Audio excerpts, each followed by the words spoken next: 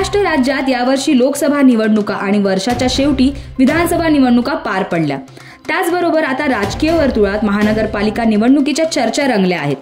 मिळालेल्या माहितीनुसार येत्या आगामी वर्षात जानेवारी महिन्यात महानगरपालिका निवडणुका होण्याच्या शक्यता वर्तवल्या जातात, परंतु अजूनही निवडणुकीच्या तारखा ठरलेल्या नाहीत। या निवडणुकीसोबतच स्थानिक स्वराज्य संस्थांच्या सुद्धा निवडणुकीची तयारी सुरू आहे। मीरा भाईंदर महानगरपालिका या निवडणुकीची तयारी जय्यत करताना दिसून येते।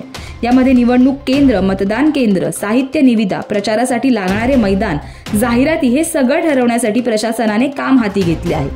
राज्यातील स्थानिक स्वराज्य संस्थांच्या निवडणुका रखडून बराच काळ उलटून गेला। या निवडणुकांसाठी स्थानिक स्वराज्य संस्थांची सदस्य संख्या किती असावी, प्रभाग रचना कशी असावी, त्याचसोबत प्रभाग रचना सदस्यांची संख्या राज्य निवडणूक आयोगाने ठरवावी की राज्य सरकारने याबाबत निर्णय घ्यावा, हे अजूनही प्रलंबित आहे आणि याच कारणामुळे स्थानिक स्वराज्य संस्था तसेच महानगरपालिका निवडणुका थांबल्या गेल्या आहेत असं म्हटलं जाते।